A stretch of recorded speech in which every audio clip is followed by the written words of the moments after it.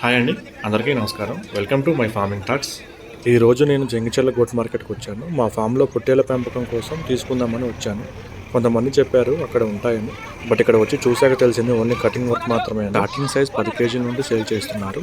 ఇక్కడ నేను అనుకున్న గోడ్స్ అయితే రాలేదు.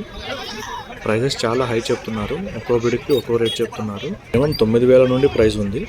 17 కేజీల లైవ్ 9,000 చెప్తున్నారు.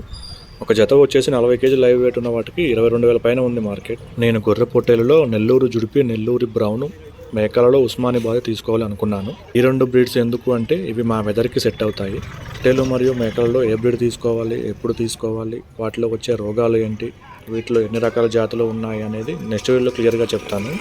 చెప్పాను కదా, ఇక్కడ ఓన్లీ కటింగ్ పర్పస్ మాత్రమే ఉన్నాయి. ఇవి బ్రీడింగ్కి పనికిరావు. ఈ మార్కెట్లో ఎక్కువ మహారాష్ట్ర బ్రీడ్ ఉన్నాయి. ఉస్మానిబాద్ మేకలు చాలా ఉన్నాయి. వాటితో పాటు బ్లాక్ బెంగాల్, జమునాబారి, బార్బేరి, సిరోహి మేకలు కూడా ఉన్నాయి. గొర్రెల జాతులలో మహారాష్ట్ర బ్రీడ్, దక్కని, రాజస్థాన్ బ్రీడ్, మరవారి గొర్రెలు చాలా ఎక్కువగా ఉన్నాయి. మనం కొండగొర్రెలు అంటాం వీటిని. వీటితో పాటు మద్రాస్ ఎర్ర గొర్రెలు కూడా చాలా ఎక్కువగా ఉన్నాయి. మేకలు తీసుకునేటప్పుడు అవి నెమరు వేస్తున్నాయా లేదా, దాని స్ట్రక్చర్ ఎలా ఉంది, హెల్దీగా ఉందా లేదా అనేది చూడండి. ఇవి లాంగ్ డిస్టెన్స్ నుండి రావడం వల్ల వీటిలో కొన్ని డ్యామేజ్ కూడా వచ్చాయి. మ్యారేజెస్ అండ్ ఈవెంట్స్ ఉన్న వాళ్ళు ఇక్కడికి వచ్చి తక్కువ కాస్ట్లో తీసుకోవచ్చు. మేకలు కొనేటప్పుడు కొద్దిగా అనుభవం ఉండాలి, లేదంటే తెలిసిన వాళ్ళని తీసుకుంటారండి. కొంతమంది వాళ్ళ మనుషులను పెట్టి ఉన్న ప్రైస్ కంటే ఎక్కువ రేటు పెంచేస్తారు. సో మధ్యలో ఉన్న దళారులను ఎక్కువగా నమ్మకండి, డైరెక్ట్గా తీసుకోండి. మనకు కావాల్సిన గొర్రె పొట్టేలు దొరకలేదు. అక్కడ ఉన్న కొంతమంది జియాగూడ్లో దొరుకుతాయి వెళ్ళండి అని చెప్పారు. మా సైడ్ రైతుల దగ్గర తీసుకుందామంటే ఇక్కడ ఎవరు గొర్రె పొట్టేల పిల్లల్ని సేల్ చేయరు.